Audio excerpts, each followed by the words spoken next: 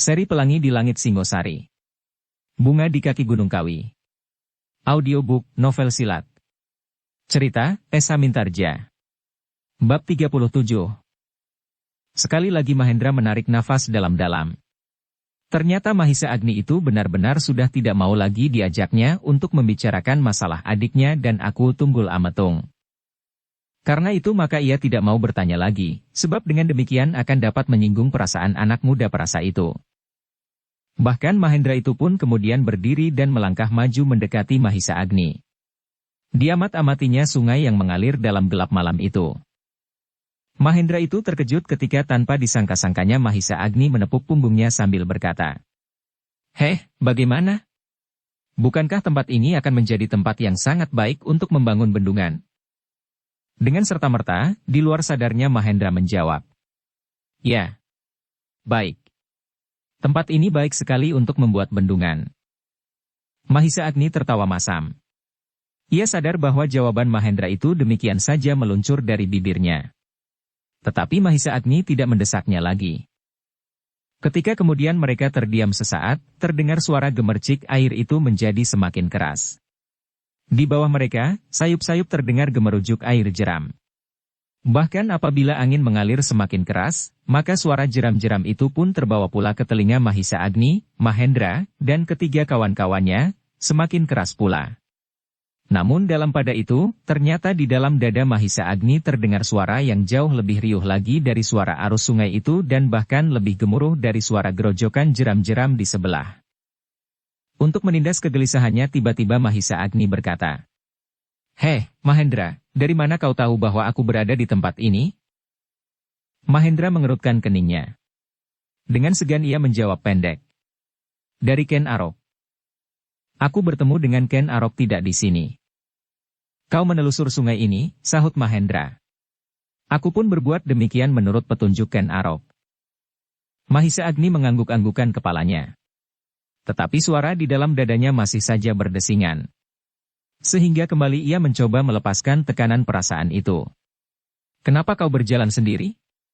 Di mana saudara seperguruanmu yang nakal itu, Kebo Ijo?" "Ia kini bekerja di istana." "Heh, apakah yang dikerjakannya?" "Seperti Kakang Witantra. Baru beberapa hari atas ajakan Kakang Witantra, supaya ia tidak berkeliaran saja sepanjang jalan sambil mengganggu gadis-gadis." "Bagus. Itu lebih baik baginya," sahut Mahisa Agni. Tetapi Mahendra tidak berkata apa-apa lagi, sehingga kembali suasana menjadi kaku dan sepi. Kembali suara air gemericik itu menyentuh-nyentuh sepinya malam. Namun tiba-tiba Mahisa Agni dan Mahendra mendengar suara yang lain-lain. Bukan suara gemercik air, dan bukan pula suara jeram-jeram di sebelah. Suara itu semakin lama menjadi semakin jelas, semakin jelas. Sesaat Mahendra dan Mahisa Agni saling berpandangan. Hampir bersamaan pula mereka berpaling memandangi ketiga kawan Mahisa Agni yang duduk membeku memeluk lutut-lutut mereka. Bersamaan pula mereka segera mendapat kesimpulan bahwa bukan mereka bertiga itulah yang sedang berbisik-bisik. Tetapi pasti orang lain. Karena itu, maka dengan matanya Mahisa Agni memberi isyarat kepada Mahendra, dan Mahendra pun segera menangkap maksudnya. Tanpa berkata sepatah kata pun mereka kemudian berjalan kembali ke samping kawannya. Namun mereka tidak segera duduk bersama mereka, bahkan kemudian Mahisa Agni dan Mahendra itu pun berdiri berhadapan, sehingga mereka masing-masing dapat melihat apa yang ada di belakang mereka sebelah menyebelah. Sejenak mereka tidak lagi mendengar apapun. Suara berbisik itu seakan-akan lenyap. Dengan demikian mereka mendapat kesimpulan bahwa suara itu berada lebih dekat pada tempat mereka berdiri semula, atau orang-orang yang sedang berbisik-bisik itu kini telah berdiam diri. Tetapi Mahisa Agni dan Mahendra tidak kehilangan kewaspadaan. Segera mereka mempertajam pendengaran mereka, untuk mencoba menangkap setiap suara yang betapapun lemahnya, menyentuh telinga mereka. Dan sejenak kemudian kembali mereka mendengar suara itu perlahan-lahan. Namun tiba-tiba mereka dikejutkan oleh suara tertawa yang menggetarkan udara malam. Mahisa Agni dan Mahendra segera menyadari bahaya yang datang. Apalagi ketiga kawan-kawan Mahisa Agni. Tubuh mereka tiba-tiba menggigil seperti orang kedinginan. Namun mereka sama sekali tidak berani beranjak dari tempat mereka masing-masing, sebab mereka tidak melihat siapakah yang sedang tertawa menyakitkan telinga itu. Orang itukah yang bernama Mahisa Agni? Terdengar suara dari balik-balik gerumbul di pinggir sungai. Ya, jawab suara yang lain. Bagus. Aku ingin melihatnya dari dekat, berkata suara yang pertama. Mahisa Agni segera memutar tubuhnya menghadap ke arah suara itu. Mahendra pun kemudian melangkah maju, dan tanpa sesadarnya tangannya telah meraba hulu pedangnya. Sejenak kemudian mereka melihat 3 orang yang muncul dari balik gerumbul. Seorang tua bertongkat hampir sepanjang tubuhnya. Seorang lagi anak muda yang berpakaian seperti pakaian pelayan namun dalam keadaan yang kusut, yang segera mereka kenal, kuda sempana. Sedang di sampingnya masih ada lagi seorang yang lain. Dada Mahisa Agni berdesir. Dugaannya ternyata terjadi. Seperti yang dicemaskan oleh ketiga kawan-kawannya itu, kuda sempana datang dengan kawan-kawannya. Dalam pada itu terdengar Mahendra berbisik. Kuda sempana. Aku mendengar pula dari Ken Arok. Apa yang telah dilakukan di padang ini? Mahisa Agni menganggukkan kepalanya. Hatinya yang sedang risau itu tiba-tiba seperti terbakar melihat kedatangan kuda sempana kembali. Anak muda itu adalah sumber dari segala bencana yang menimpa gurunya, Ken Dedes dan dirinya sendiri. Bahkan akibatnya telah menimpa Panawijen pula, sehingga malam ini ia terpaksa berada di padang karautan. Karena itu, maka Mahisa Agni itu tiba-tiba menggeretakkan giginya. 3 orang yang datang itu pun semakin lama menjadi semakin dekat. Orang yang bertongkat hampir sepanjang tubuhnya itu ternyata seorang yang telah lanjut usia. Janggutnya tidak seberapa panjang, namun dalam kelam malam, Mahisa Agni dapat membedakannya, bahwa janggut itu telah mulai memutih. Tetapi Mahisa Agni lebih terkejut lagi ketika kemudian dilihatnya kawan kuda sempana yang seorang lagi. Ternyata orang itu pernah dikenalnya. Orang itu adalah saudara seperguruan kuda sempana yang pernah bertempur dengannya di sebuah padukuhan di kaki Gunung Semeru. Padukuhan Kajar. Dan orang itulah yang dahulu pernah dikenalnya dengan nama Bahu Reksa Kali Elo. Kini orang yang menyimpan dendam di hatinya itu datang kembali kepadanya. Dahulu orang itu pernah berkata kepadanya, bahwa ia pada suatu saat akan menebus kekalahannya. Kini ternyata orang itu benar-benar datang. Bukan seorang diri, namun bersama-sama dengan orang lain yang menyimpan dendam pula kepadanya, sebagaimana ia mendendamnya, kuda sempana. Tanpa disadarinya Mahisa Agni berpaling. Dipandanginya wajah Mahendra yang tegang. Tangannya masih melekat di hulu pedangnya. Namun Mahisa Agni tidak dapat menangkap kata hati anak muda itu. Apakah yang kira-kira akan dilakukannya, seandainya ia terlibat dalam perkelahian yang seru dan bahkan ia harus melawan orang-orang yang datang itu sekaligus. Apalagi ketika kemudian Mahisa Agni mencoba menduga siapakah orang tua yang berjanggut putih jarang-jarang itu? Apakah orang itu guru mereka? Guru kuda sempana dan Bahu Reksa Kali Elo itu? Ketiga orang itu pun kemudian berhenti beberapa langkah di hadapan Mahisa Agni dan Mahendra. Mereka memandangi Mahisa Agni seperti memandangi hantu. Namun kemudian terdengar orang tua itu bertanya. Bukankah yang ini yang bernama Mahisa Agni itu? Kuda sempana mengangguk. Jawabnya. Ya. Itulah. Orang tua itu mengangguk-anggukan kepalanya. Sekali-sekali dipandanginya pula Mahendra, namun ia tidak berkata apapun tentang anak muda itu. Yang kemudian berkata adalah Bahu Reksa Kali Elo. Suaranya terdengar parau di antara suara tertawanya yang menyakitkan hati. Heh, Mahisa Agni. Apakah kau masih ingat kepadaku? Mahisa Agni tidak segera menjawab. Ditatapnya wajah itu tajam-tajam. Tiba-tiba ia menjadi muak melihat mukanya, karena itu maka sama sekali ia tidak bernafsu untuk menjawab pertanyaannya. Karena Mahisa Agni masih saja berdiam diri, maka berkatalah orang itu pula. Agni, jangan berpura-pura tidak mengenal aku lagi. Apakah kau takut aku membalas sakit hatiku saat itu? Warna merah menjalar di wajah Mahisa Agni mendengar kata-kata orang yang menamakan diri Bahu Reksa Kali Elo itu. Alangkah memuakkan. Apalagi ketika kemudian ia mendengar orang itu tertawa. Hah? Kau sekarang menjadi pucat melihat kehadiranku di sini? Tetapi sayang, semuanya sudah terlambat. Aku tidak dapat menarik diri lagi, sebab aku sudah bertekad untuk melepaskan dendamku. Gigi Mahisa Agni menjadi gemeretak karena kemarahan yang membakar dadanya. Namun justru karena itu, terasa mulutnya seakan-akan terbungkam. Berjejal-jejal kata-kata yang akan diucapkan, namun tak sepatah kata pun yang dapat meloncat keluar selain suara gemeretak giginya. Yang menjawab kata-kata itu justru Mahendra. Anak itu menjadi muak juga melihat tampang orang yang berkata seenaknya seolah-olah ia sendiri orang laki-laki di kulit bumi ini. Jangan membual. Siapa kau? Orang itu berpaling. Ditatapnya wajah Mahendra. Kemudian masih sambil tertawa ia bertanya. Siapa kau? Mahendra menggeram. Ia menjadi semakin tidak senang mendengar orang itu tidak menjawab pertanyaannya, malahan ia bertanya seperti kepada pelayannya. Karena itu maka Mahendra membentak. Jangan membadut. Jawab pertanyaanku, siapa kau? Orang itu mengerutkan keningnya. Sekali-sekali ia mengusap wajahnya yang kasar. Kau ingin tahu namaku, katanya. Mahendra tidak menjawab. Ditatapnya wajah itu tajam-tajam seakan-akan dari matanya memancar api yang langsung akan menjilat wajah itu. Orang itu berpaling kepada kuda sempana. Dengan kata-kata yang sangat menyakitkan hati ia berkata. Inikah cucurut yang bernama Ken Arok itu? Kuda sempana menggeleng. Bukan. Itu bukan Ken Arok. Oh, orang yang menamakan diri Bahu Reksa Kali Elo itu menganggukkan kepalanya. Bahkan orang tua yang bertongkat hampir sepanjang tubuhnya menganggukkan kepalanya pula. Siapa orang ini? Apakah kau mengenalnya juga? Namanya Mahendra, jawab kuda sempana. Nama yang bagus, sahut orang yang menamakan diri Bahu Reksa Kali Elo. Kemudian kepada Mahendra ia bertanya. Apakah kau saudara seperguruan Mahisa Agni? Mahendra itu pun kemudian menjadi sedemikian muaknya, sehingga ia tidak mau lagi menjawab pertanyaannya. Heh, apakah kau tidak mendengar? Mahendra masih berdiam diri. Kedua-duanya menjadi bisu, teriak orang yang menamakan diri Bahu Reksa Kali Elo. Namun baik Mahendra maupun Mahisa Agni sama sekali tidak mengucapkan sepatah kata pun. Akhirnya orang yang bertongkat dan berjanggut putih, maju selangkah. Diamat-amatinya kedua anak muda itu dengan seksama.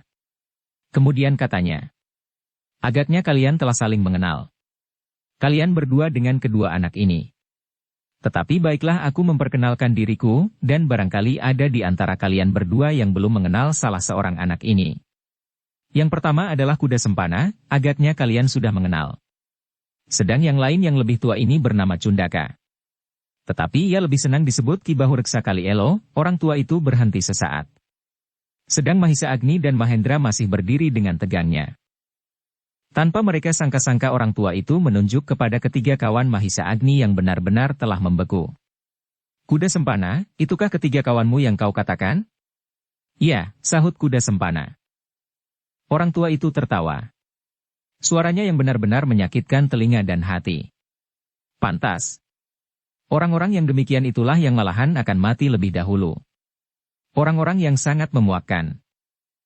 Ketiga kawan-kawan Mahisa Agni mendengar pula kata-kata itu. Dan sebelum sesuatu menyentuh tubuhnya, mereka sudah merasa, seakan-akan mereka telah benar-benar mati. Sekarang, berkata orang tua itu kepada Mahisa Agni dan Mahendra. Kalian pasti ingin mengenal aku bukan? Nah, sebut saja aku dengan nama Empu Sada. Ya, itulah namaku. Dada Mahisa Agni dan Mahendra menjadi berdebar-debar. Orang ini agaknya mempunyai kelebihan dari kuda sempana dan Cundaka yang menamakan dirinya Bahu Reksa Kali Elo. Mungkin kuda sempana sengaja membawanya untuk melepaskan dendamnya kepada Mahisa Agni. Bahkan mungkin pula orang ini adalah gurunya. Dalam derap jantungnya yang semakin cepat, Mahisa Agni dan Mahendra mendengar orang itu berkata lebih lanjut. Ketahuilah, akulah guru kedua anak-anak ini. Darah Mahisa Agni dan Mahendra serasa berhenti mengalir mendengar penjelasan itu, meskipun mereka telah menyangka pula. Guru kuda sempana pasti bukan orang yang dapat disejajarkan dengan diri mereka. Karena itu, maka segera kecemasan merayap ke dalam jantung mereka. Apakah yang dapat mereka lakukan terhadap guru kuda sempana itu? Namun Mahisa Agni dan Mahendra bukanlah laki-laki pengecut. Apapun yang akan dihadapinya, namun mereka tidak akan berlutut dan mohon belas kasihannya. Kemudian terdengar orang itu berkata, Nah Mahisa Agni, kepadamulah kami berkepentingan. Anak ini, yang bernama Mahendra sama sekali tidak kami kenal. Namun karena ia hadir juga di sini, maka ia akan mendapat bagian juga, meskipun tidak sebanyak Mahisa Agni. Kembali dada Mahisa Agni dan Mahendra berdesir. Namun kata-kata itu ternyata telah membulatkan tekad mereka untuk menghadapi setiap kemungkinan dengan sikap jantan. Karena itu, justru pada saat-saat yang tegang Mahisa Agni menggeram. Ternyata kuda sempana dan setan itu sama sekali tidak berani menyelesaikan persoalan mereka sendiri. Telinga kuda sempana dan Cundaka yang menamakan diri Bahu Reksa Kali Elo itu seperti disengat api mendengar kata-kata Mahisa Agni. Karena itu, maka sambil mengumpat Cundaka menjawab. Demit busuk. Ayo, sekarang kau masih juga mencoba menyombongkan dirimu? Hari ini adalah hari terakhirmu. Celakalah kau bertemu aku di padang karautan. Jangan banyak bicara, potong Mahisa Agni. Apa maumu? Cundaka itu mengerutkan keningnya. Ia merasa bahwa ia pernah dikalahkan oleh Mahisa Agni. Sedang apa yang dicapainya selama ini, setelah ia berjanji untuk lain kesempatan bertemu kembali, hampir tidak ada sama sekali. Ia lebih senang berjalan dari satu tempat ke tempat yang lain mencari apa saja yang dapat dimilikinya. Bahkan ia telah pula kembali ke Kajar mencari Pasik. Tetapi Pasik telah menghilang. Karena itulah maka dendamnya kepada Mahisa Agni menjadi semakin bertambah-tambah. Seandainya Pasik masih ada padanya, maka ia akan dapat dipergunakannya untuk memungut bulu bekti di daerah kaki Gunung Semeru yang jauh itu. Sedang apabila ia sendiri harus pergi ke sana setiap kali, maka rasanya ia tidak akan sanggup. Untuk sesaat Cundaka itu berdiam diri. Ditatapnya wajah Mahisa Agni dan Mahendra berganti-ganti. Kemudian ia berpaling kepada kuda sempana seolah-olah ia ingin mendapat pertimbangannya. Kuda sempana itu pun mengumpat di dalam hatinya. Ia membawa saudara seperguruannya untuk melepaskan sakit hatinya atas Mahisa Agni itu, seperti juga Cundaka ingin melepaskan sakit hatinya. Namun tiba-tiba di tempat itu hadir pula Mahendra.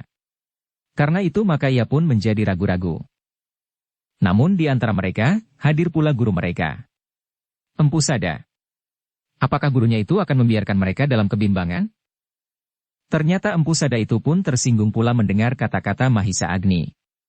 Meskipun ia tidak menganggap murid-muridnya sebagai saluran cita-citanya, bahkan murid-muridnya baginya tidak lebih dari sapi perahan untuk mendapatkan kekayaan, namun ketika ia langsung melihat di hadapannya, muridnya seakan-akan menjadi kecut, mau tidak mau harga diri perguruan Empu Sada pun tidak dapat membiarkannya. Sejenak kemudian ketika kedua muridnya seakan-akan terdiam membeku, maka terdengar ia berkata, Kuda Sempana dan Cundaka, bagaimana dengan rencana kalian? Bukankah kalian berdua ingin mengikat Mahisa Agni dan menarik di belakang kuda kalian ke arah yang berlawanan? Dada Mahisa Agni berdesir mendengar pertanyaan itu. Gila, geramnya di dalam dadanya. Bahkan Mahendra pun terdengar menggeretakkan giginya. Ya, guru, jawab kuda sempana, tetapi jawaban itu sama sekali kurang meyakinkan. Kenapa kau sekarang menjadi ragu-ragu? Bertanya gurunya. Apakah kau menjadi iba setelah kau melihat wajahnya yang pucat seperti mayat itu?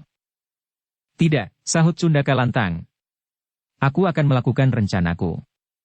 Bukan begitu kuda sempana? Kuda sempana mengangguk. Tetapi ia cukup mengenal Mahendra. Dan apakah Mahendra akan tetap berdiam diri? Nah, apakah yang kalian tunggu? Bertanya gurunya. Kuda sempana menggeram. Ditatapnya wajah Mahendra yang tegang setegang wajahnya sendiri.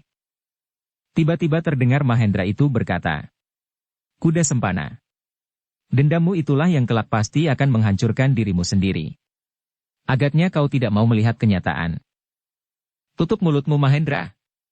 Kau tidak bersangkut paut dengan urusanku. Kau pasti telah pernah mendengar pula apa yang terjadi atasku. Aku hampir gila seperti kau pula ketika aku tidak berhasil mendapat gadis Panawijen itu.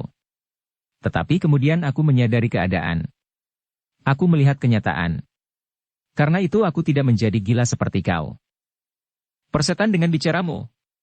Kalau kau ingin selamat tinggalkan tempat ini. Jangan mengancam. Tak ada gunanya. Aku sudah dapat mengukur sampai di mana kemampuanmu kuda sempana. Kau tidak mampu mengalahkan Witantra. Meskipun aku adik seperguruannya, namun aku pasti akan mampu pula melawan Aji Mukalabama yang tidak berarti itu.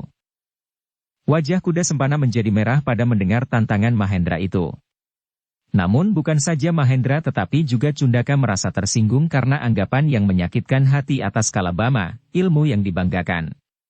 Apalagi guru kuda Sempana itu. Betapapun juga, ia adalah sumber dari ilmu itu. Ia adalah guru yang telah menurunkan ilmu itu, sehingga kata-kata Mahendra itu benar-benar menyinggung perasaannya. Karena itu maka orang yang bertongkat hampir sepanjang tubuhnya itu maju selangkah. Ditatapnya wajah Mahendra baik-baik. Kemudian katanya sambil memiringkan kepalanya. "Heh, anak muda. Apakah kau sadari kata-katamu? Kau menghina perguruanku. Sebaiknya kau tidak usah mencampuri urusan ini," sahut Mahendra dengan beraninya. Sebab ia merasa bahwa ia sudah terjerumus dalam pertentangan yang mendalam dengan perguruan Empu Sada, karena ia telah terlanjur menghinakan ilmunya. Tetapi sebagai laki-laki Mahendra tidak juga beranjak surut. Tiba-tiba guru kuda Sempana yang bernama Empu Sada itu tertawa. Suara tertawanya benar-benar menyakitkan telinga. Katanya, "Heh, kuda Sempana dan Cundaka. Biarlah aku turut dalam permainan ini. Semula aku hanya ingin melihat anak muda yang bernama Mahisa Agni itu, tetapi tiba-tiba aku ingin menangkap kelinci di padang ini. Kini, teruskan rencanamu. Kau berdua harus dapat menangkap Mahisa Agni. Ikat ia dengan kedua kuda kalian dan paculah ke arah yang berbeda. Aku akan mengikat anak ini pada kudaku, nanti aku akan melihatnya terkelupas seperti pisang." Kembali terdengar suara tertawa menyakitkan hati berkepanjangan memenuhi padang karotan itu. Terasa dada Mahisa Agni dan Mahendra bergetar mendengar kata-kata itu. Menurut penilaian Mahisa Agni dan Mahendra, maka Empu Sada itu pasti tidak sekedar bergurau dan mengancam. Menilik sikap dan nada tertawanya, ia pasti akan dapat melakukannya seperti yang dikatakannya. Mahisa Agni itu pun kemudian menduga bahwa mereka pasti telah menyembunyikan kuda mereka, atau sengaja mereka menuntun kuda-kuda mereka, sebelum mereka menemukan tempatnya. Tetapi ia tidak sempat berpikir tentang kuda. Ia kini harus bersikap menghadapi hantu-hantu yang melampaui kebiadaban hantu karotan yang pernah menggemparkan seluruh Tumapel. Yang terdengar kemudian adalah sisa-sisa nada tertawa Empu Sada. Kemudian katanya pula, "Sebenarnya aku harus mengucapkan terima kasih kepadamu Mahendra, bahwa dengan mengikutimu, ternyata kau telah menunjukkan kepada kami, di mana Mahisa Agni bersembunyi. Nah, karena kau telah menghina perguruanku, maka sekarang aku terpaksa berbuat sesuatu atasmu. Karena itu, supaya aku tidak mengubah rencanaku dengan rencana lain yang lebih dahsyat, marilah ikuti aku ke tempat kudaku aku tambatkan, sebelum aku mengikutimu dengan berjalan kaki. Sebab menurut perhitunganku, Agni yang mimpi membuat bendungan itu pasti akan tertarik perhatiannya pada jeram-jeram ini. Ternyata perhitunganku benar, sehingga aku tidak menyimpan kuda itu terlampau jauh." Sekali lagi Mahendra menggeram. Kata-kata itu benar-benar merupakan penghinaan baginya. Karena itu jawabnya lantang. "Jangan banyak bicara tikus tua.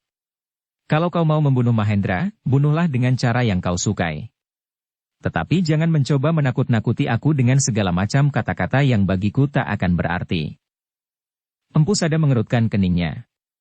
Tampaklah alisnya yang tebal bergerak-gerak. Sekali-sekali ia mengerling kepada Mahisa Agni, namun kemudian kembali ditatapnya wajah Mahendra. Kau terlampau kasar. Seharusnya kau mati dengan cara lain." Empu Sada itu kini sudah tidak tertawa lagi. Bahkan kemudian katanya kasar kepada kedua muridnya. "Ayo, apa yang kalian tunggu? Tangkap Mahisa Agni. Biarlah anak ini aku selesaikan." Kedua murid Empu Sada itu terkejut, dan dada Mahisa Agni pun berdesir. Tetapi ia tidak dapat berbuat lain. Ia harus melawan dengan segenap kekuatan yang ada padanya. Untuk menghadapi kedua lawannya Mahisa Agni tidak boleh kehilangan waktu. Sebab kecuali mereka hadir pula guru mereka, Empu Sada yang pasti memiliki banyak kelebihan dari kedua muridnya. Sudah tentu ia tidak akan dapat membiarkan Mahendra mengalami bencana pula.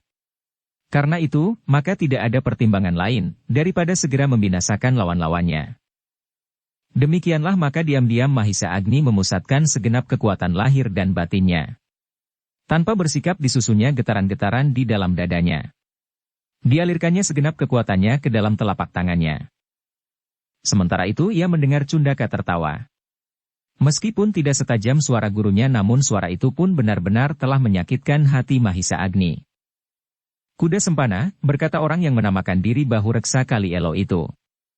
Kali ini jangan lepas lagi. Kita akan dapat melepaskan dendam kita sekehendak hati. Kalau anak itu telah kami ikat kaki dan tangannya, maka kita akan mendapatkan permainan yang mengasyikkan. Kuda Sempana menganggukkan kepalanya. Tetapi mulut pada wajahnya yang selalu gelap itu sama sekali tidak tertawa. Tersenyum pun tidak. Namun ialah yang mendekat lebih dahulu sambil bergeremang. Agni, beberapa kali kau menggagalkan rencanaku untuk dapat memiliki Ken Dedes. Kalau bukan kau yang selalu menghalangi, maka aku tidak akan mengalami nasib sejelek sekarang ini. Aku tidak perlu menyangkutkan kepentinganku dengan aku yang ternyata curang. Ternyata aku sendiri mempunyai pamrih atas gadis itu. Nah, jangan menyesal sekarang. Sudah jauh terlambat. Terimalah nasibmu yang jelek sebagaimana nasibku sendiri. Mahisa Agni sama sekali tidak menjawab. Ketika dengan sudut matanya, ia memandangi wajah Mahendra, dilihatnya wajah anak muda itu menjadi tegang. Ternyata Mahendra sama sekali tidak memperhatikan dirinya sendiri dan Empu Sada. Perhatiannya sama sekali tercurah pada Mahisa Agni. Sekali lagi terdengar gigi Mahisa Agni gemeretak. Ketika ia melihat kuda Sempana bergerak, maka dituntaskannya segenap getaran di dalam dadanya. Kini ia tinggal memerlukan dorongan untuk melepaskan puncak kekuatan yang tersimpan di dalam dirinya, sebab ia sudah tidak melihat kemungkinan lain. Dengan demikian ia mengharap segera dapat mengurangi satu lawannya untuk kemudian menghadapi lawan yang jauh lebih kuat daripadanya. Meskipun sesaat Mahisa Agni menjadi bimbang untuk dengan tiba-tiba saja mempergunakan puncak ilmu pada gerak yang pertama, namun diamatinya perjuangannya yang akan menjadi jauh lebih berat dari setiap perjuangan yang pernah dilakukan. Melawan Empu Sada. Kuda Sempana dan Cundaka pun kemudian berjalan semakin dekat. Kedua wajah itu bagaikan bumi dan langit. Kuda Sempana memandang Mahisa Agni dengan penuh dendam dan gejolak kemarahan, sedang orang yang menamakan dirinya Bahu Reksa Kali Elo itu masih saja tertawa penuh hinaan. Namun keduanya bagaikan wajah-wajah hantu yang haus melihat maut. Tetapi tiba-tiba Kuda Sempana dan Cundaka tertegun. Sesaat mereka justru diam mematung. Baru kemudian disadarinya, bahwa bahaya maut justru telah mengancam mereka. Dalam gerak yang cepat secepat tatit, mereka melihat Mahisa Agni menyilangkan kedua tangannya di muka dadanya. Hanya sesaat sebagai unsur daya penggerak dan pelontar kekuatannya. Sesaat kemudian, anak muda itu telah meloncat dengan dahsyatnya sambil mengayunkan tangannya dalam gerak pelepasan kekuatan puncaknya, Aji Gundala Sasra, mengarah kepala Kuda Sempana. Bukan main terkejut Kuda Sempana dan Cundaka. Loncatan itu sedemikian cepatnya, sehingga sama sekali tak memberi mereka waktu untuk berbuat sesuatu. Apalagi Kuda Sempana. Ia melihat Mahisa Agni seolah-olah anak panah yang meluncur seperti tatit menyambarnya. Ia tidak dapat berbuat sesuatu untuk menyelamatkan dirinya. Tak ada waktu baginya untuk membangunkan kekuatan Aji Kalabama untuk mengimbangi kekuatan Aji lawannya. Meskipun seandainya kekuatan kedua Aji itu kurang seimbang, namun ia pasti tidak akan dapat dilumatkan oleh lawannya. Tetapi ia tidak mempunyai kesempatan itu. Satu-satunya usaha yang dapat dilakukan adalah mengelak dan meloncat jauh-jauh. Namun Mahisa Agni pasti akan memburunya, dan kemudian memukul tengkuknya sehingga tulang lehernya akan terpatahkan. Meskipun demikian, Kuda Sempana masih juga berusaha. Dengan kecepatan yang mungkin dilakukan ia melontar ke samping, untuk mencoba menghindarkan diri dari sambaran maut di tangan Mahisa Agni. Mahisa Agni melihat gerak lawannya. Cepat ia menggeliatkan dan sekali lagi menyentuh tanah dengan kakinya, sehingga geraknya pun berubah arah. Ia benar-benar ingin membinasakan Kuda Sempana untuk segera dapat melakukan perlawanannya atas lawan-lawannya yang tinggal dan yang jauh lebih kuat dari dirinya sendiri meskipun berdua dengan Mahendra.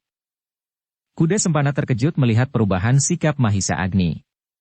Sekali lagi ia melihat maut menyambarnya. Karena itu, maka sekali lagi ia terpaksa menghindar. Kuda Sempana itu kemudian menjatuhkan dirinya dan berguling beberapa kali menjauhi Mahisa Agni. Namun yang sama sekali tidak mereka sangka-sangka. Ketika sekali lagi Mahisa Agni menjejakkan kakinya di tanah dan melontarkan diri mengejar kuda sempana, ia melihat sebuah bayangan yang melontar cepat sekali di hadapannya. Demikian cepatnya sehingga Mahisa Agni tidak sempat menghentikan dirinya sendiri. Dalam keadaan yang demikian itulah, maka Mahisa Agni dengan menghentakkan giginya, menyambar bayangan itu dengan telapak tangannya. Telapak tangan yang telah dipenuhinya dengan kekuatan yang disebutnya Gundala Sasra. Terjadilah suatu benturan yang dahsyat. Bayangan itu tergetar. Namun tetap tegak di tempatnya. Sedang Mahisa Agni sendiri terpental surut beberapa langkah. Terdengar tubuhnya terbanting jatuh di tanah. Dan terdengar pula ia mengeluh tertahan. Ternyata ayunan tangan Mahisa Agni itu telah membentur tubuh Empu Sada, guru kuda sempana. Betapapun juga ia tidak dapat melihat muridnya dihancur lumatkan di hadapan hidungnya. Meskipun ia sekedar seorang guru upahan, yang mengajar muridnya bukan karena keyakinannya, namun hubungan yang telah terjalin sedemikian lamanya, antara dirinya dan muridnya itu, telah mendorongnya untuk mencoba menyelamatkannya. Ketika ia melihat Mahisa Agni berdiri saja seperti patung melihat wajahnya yang tegang, melihat cahaya matanya yang bergetar dan dadanya yang menggelombang, maka Empu Sada yang sudah kenyang melihat hitam putihnya berbagai macam ilmu, segera menyadari bahaya yang sedang disusun oleh anak muda itu. Karena itu maka ia tidak melepaskan kesiagaan seandainya muridnya menjadi lengah. Dan ternyata hal itu terjadi. Muridnya hampir saja dapat dibinasakan oleh anak muda yang akan ditangkapnya. Karena itu, maka ia tidak dapat membiarkannya. Segera ia meloncat memotong gerakan Mahisa Agni yang sedang mengejar kuda sempana yang mencoba menghindari lawannya sambil berguling-guling di tanah. Benturan yang terjadi itulah yang kemudian telah melemparkan Mahisa Agni. Betapa dahsyat ilmunya, namun ia masih belum mampu melawan keteguhan ilmu Empu Sada. Meskipun Empu Sada tidak menyerangnya, namun benturan itu telah menghentakkan kekuatan Mahisa Agni sendiri, sehingga ia tidak mampu untuk menjaga keseimbangannya. Bahkan dadanya seakan-akan diketuk oleh suatu kekuatan yang dahsyat, sehingga terasa sesaat nafasnya menjadi sesak. Mahendra melihat apa yang terjadi itu dengan getaran yang dahsyat di dadanya. Sesaat ia hanya dapat mengikuti peristiwa yang terjadi sedemikian cepatnya itu dengan matanya. Tubuhnya sendiri seolah-olah terpaku sehingga untuk sesaat ia tetap berdiri saja mematung.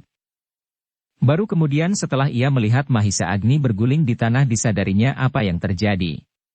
Ia melihat bahaya tidak saja mengancam Mahisa Agni, tetapi akan mengancam dirinya sendiri. Karena itu, maka segera ia bersiap menghadapi segala kemungkinan. Ia ingin berbuat seperti Mahisa Agni. Langsung menyiapkan ilmu puncak di tangannya, sehingga setiap waktu ia akan dapat mempergunakannya. Meskipun ilmu itu belum dikuasai sesempurnanya, namun ia sudah mampu mempergunakan untuk menjaga dirinya. Tetapi apa yang dilihatnya telah menggetarkan dadanya. Ketika ia sedang mencoba menyusun ilmunya, tiba-tiba ia mendengar Empu Sada tertawa dengan nada yang tinggi menyakitkan hati. Namun yang lebih mencemaskannya, adalah, tiba-tiba saja orang yang menamakan dirinya Bahu Reksa Kali Elo, yang melihat Mahisa Agni terbanting di tanah dan belum mampu bangkit berdiri, segera ingin mempergunakan kesempatan itu. Dengan cepatnya ia meloncat menyerang Mahisa Agni yang masih terbaring di tanah. Mahendra tidak dapat membiarkannya terjadi, cepat ia mengambil sikap. Ia mengurungkan niatnya, untuk membangkitkan ilmunya, tetapi segera ia pun meloncat secepat Cundaka meloncat.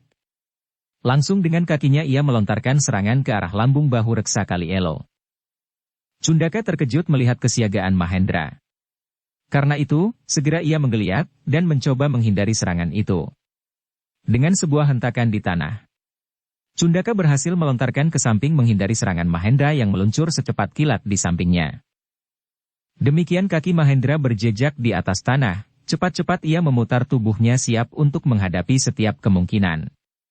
Tetapi ternyata Cundaka belum menyusulnya dengan sebuah serangan balasan.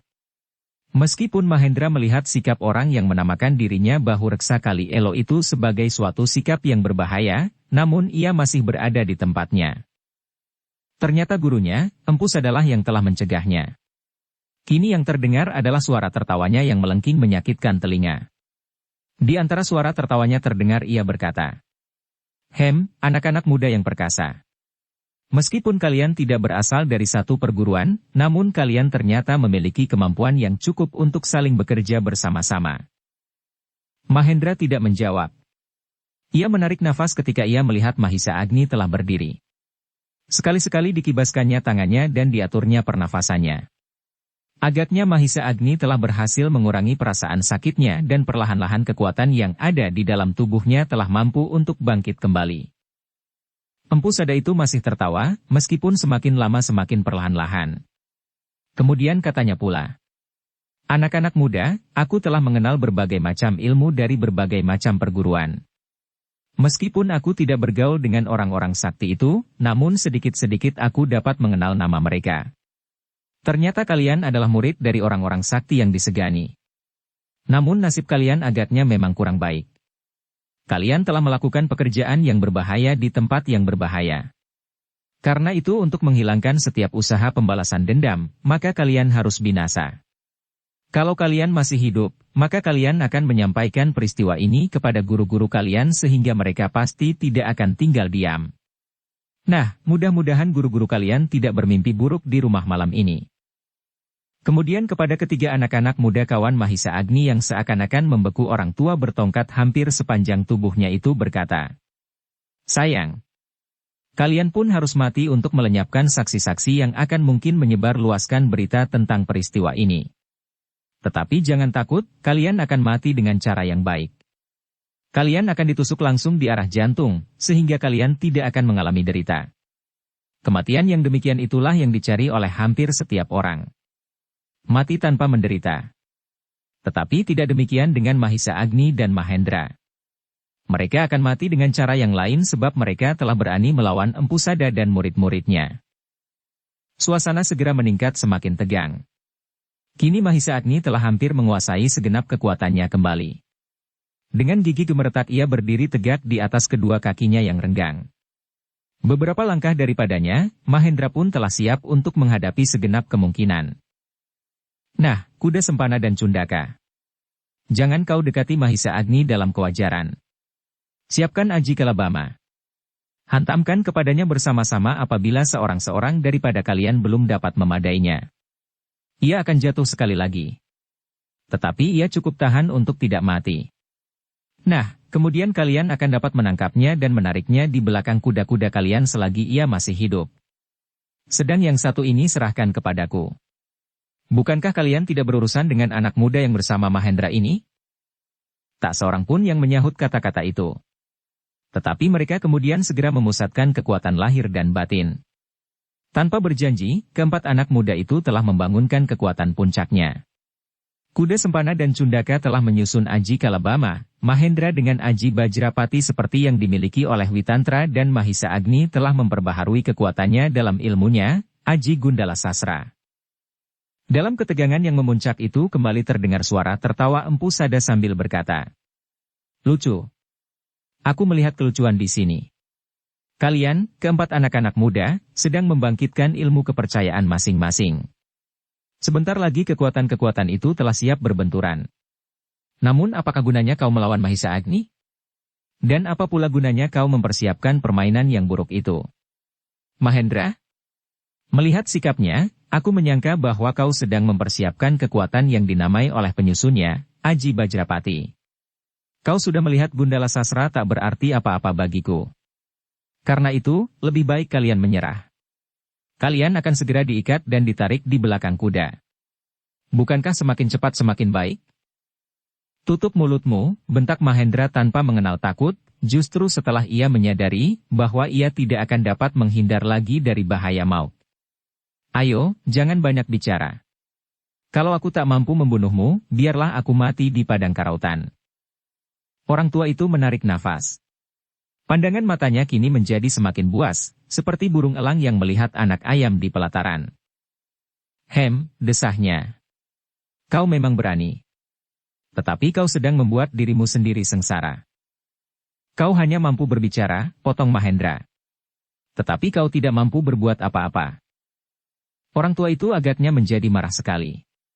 Sebelum Mahendra dapat berbuat sesuatu, tiba-tiba ia merasa sebuah tamparan di pipinya. Tamparan tangan orang tua bertongkat itu.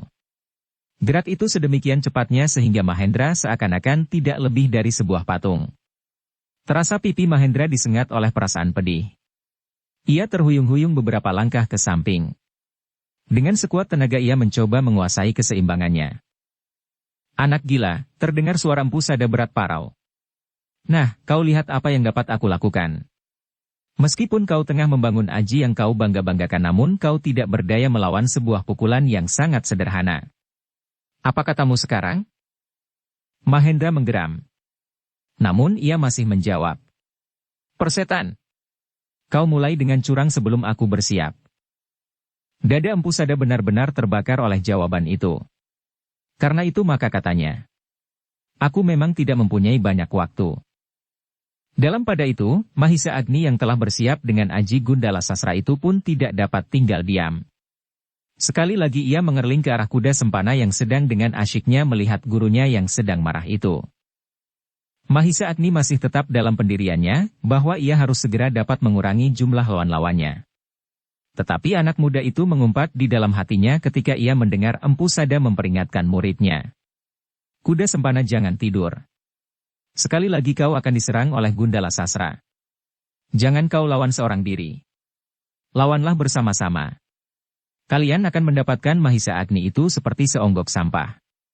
Nah, kau akan dapat berbuat apa saja atasnya. Kini tidak ada jalan lain bagi Mahisa Agni daripada melawan kedua orang itu bersama-sama. Karena itu, maka segera Mahisa Agni mengambil sikap. Ia harus berusaha mendapatkan arah, yang memungkinkan ia melawan kedua lawannya itu satu demi satu.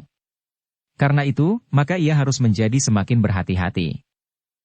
Dalam pada itu Empu Sada pun telah melangkah maju mendekati Mahendra. Perlahan-lahan sekali, seperti seekor kucing sedang menakut-nakuti seekor tikus yang kecil. Namun dalam pada itu ia masih berkata kepada murid-muridnya.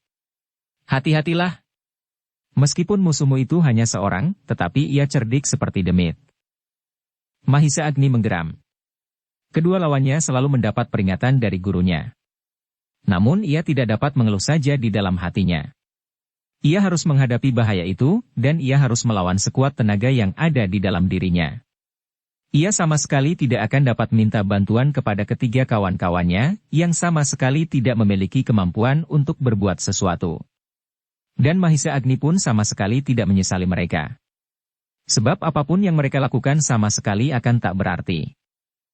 Ketika kuda sempana dan orang yang menamakan diri Bahu Reksa Kali Elo itu melangkah semakin dekat, serta keduanya kemudian mengambil jarak yang cukup untuk memecah perhatian Mahisa Agni, maka terdengar suara Cundaka menggeram.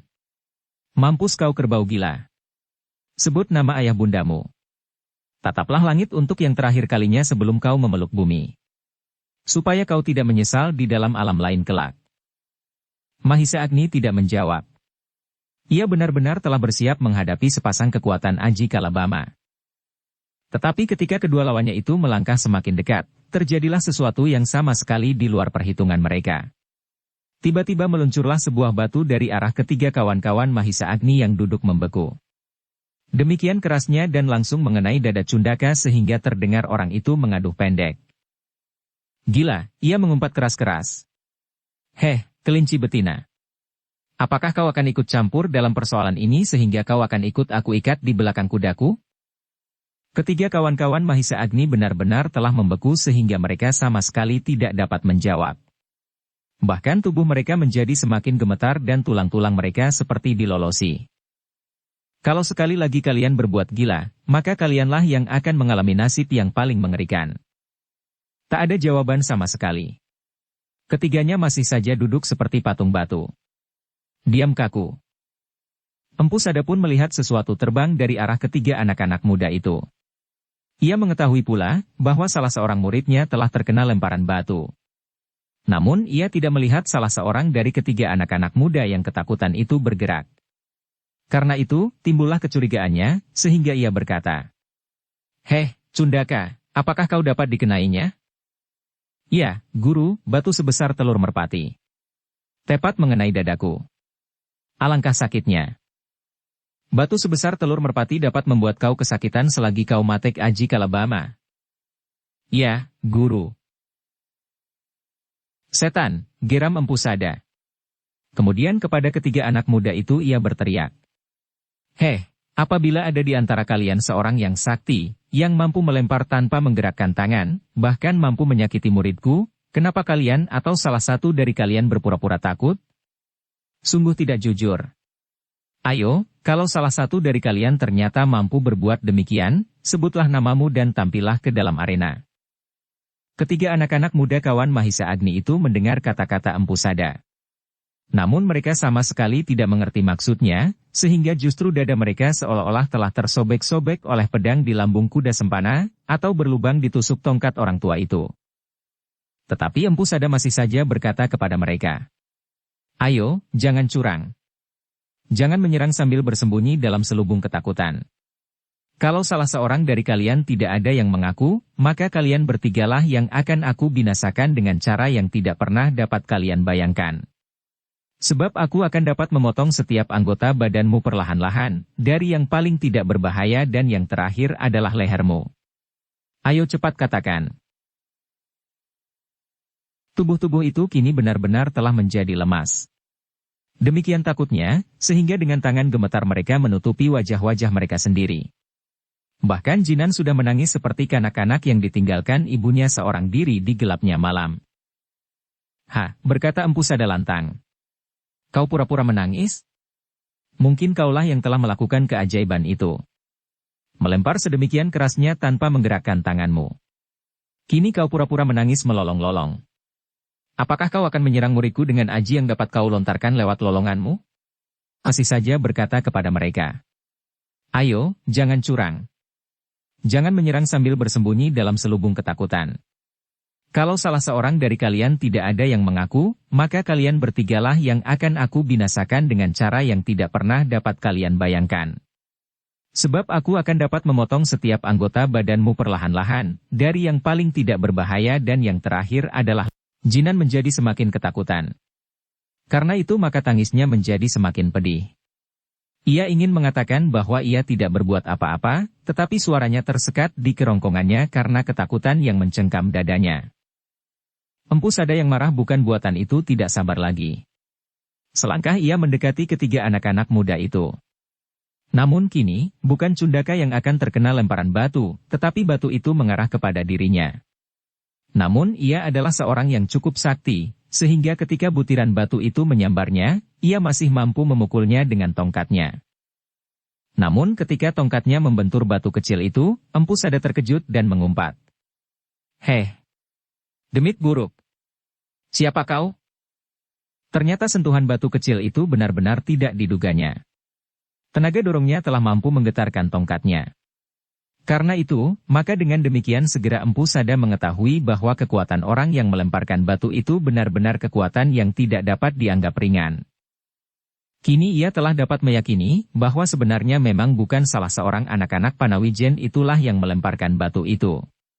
Ketika ia sedang menghadap kepada ketiga anak itu dan memandangi mereka, maka dilihatnya batu itu melontar dari gerumbul di belakang anak-anak yang membeku itu.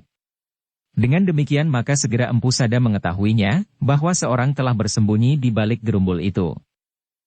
Empu Sada itu pun kini tidak mau melangkah maju lagi.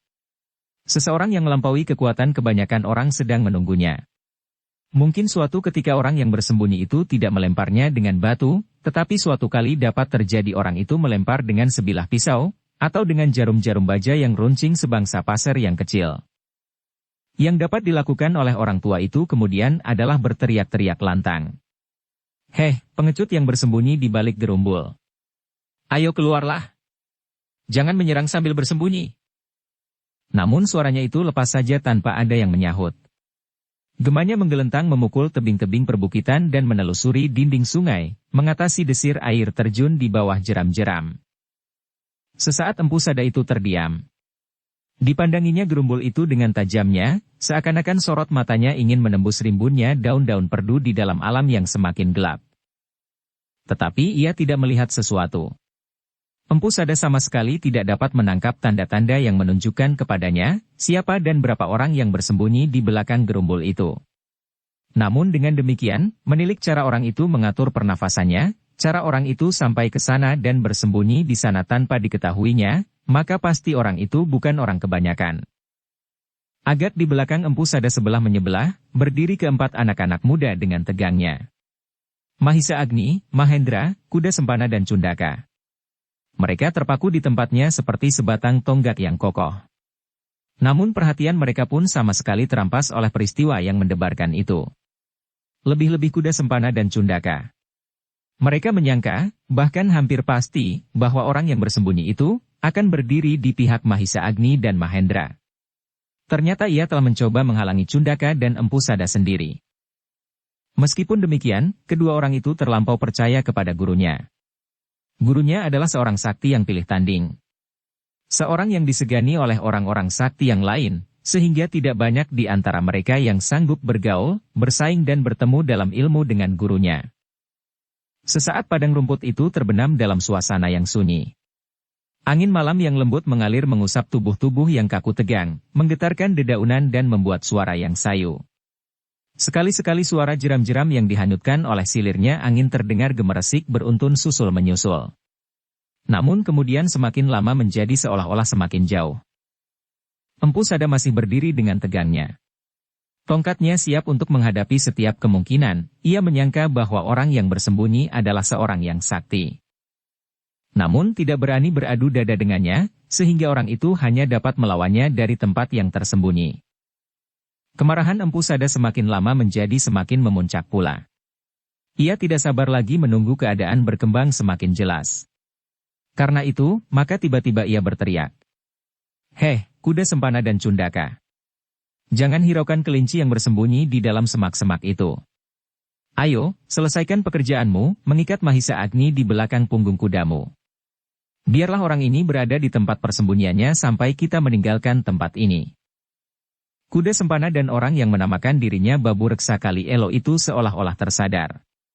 Sekali mereka menghentakkan dirinya, maka kini mereka siap menghadapi lawannya. Mahisa Agni. Tetapi kembali mereka tertegun, karena tiba-tiba Mahendra berkata, "Nah, Agni. Marilah kita melawan keduanya. Pilihlah olehmu, manakah yang lebih menarik perhatianmu satu di antara mereka." Mahisa Agni berpaling ke arah Mahendra sesaat. Cepat ia dapat menangkap maksudnya. Ia menganggukkan kepalanya dan berdesis di dalam hatinya. Mahendra cukup cerdik menanggapi keadaan. Namun dalam pada itu Empu Sada menggeretakkan giginya sambil berteriak. "Heh, Mahendra. Jangan turut campur. Biarlah mereka menyelesaikan persengketaan mereka sendiri." Sebelum Mahendra menjawab terdengar suara Mahisa Agni parau. "Dan kau biarkan Mahendra terlalu lama menunggu kau membunuhnya. Ia tidak cukup sabar. Biarlah salah seorang muridmu mewakilmu." "Tidak," teriak Empu Sada. "Aku sendiri akan membunuh Mahendra." "Silakan," sahut Mahisa Agni pula. "Tetapi agaknya kau lebih tertarik pada permainan baru itu." Sekali lagi Empu Sada menggeretakkan giginya. Kedua anak itu ternyata mampu mempergunakan kesempatan. Meskipun tak seorang pun di antara mereka yang mengetahui siapakah yang berada di dalam semak-semak itu, tetapi mereka merasa bahwa orang yang berada di dalam semak-semak ini tidak ingin melihat Mahisa Agni dan Mahendra mengalami nasib yang sangat buruk. Setidak-tidaknya orang itu ingin melihat persoalan ini berakhir dengan jujur. Tanpa ikut campurnya orang-orang luar seperti Empu Sada. Meskipun demikian, Mahisa Agni dan Mahendra sendiri pun diliputi oleh kebimbangan dan keraguan-raguan. Ia tidak tahu pasti apa yang dikehendaki oleh orang yang bersembunyi itu. Yang dapat dilakukan kini hanyalah kemungkinan yang dapat menguntungkan saja dalam keadaan yang sangat berbahaya itu. Bersambung ke bab 38. Dukung kami dengan subscribe, follow, like, komen dan share. Terima kasih.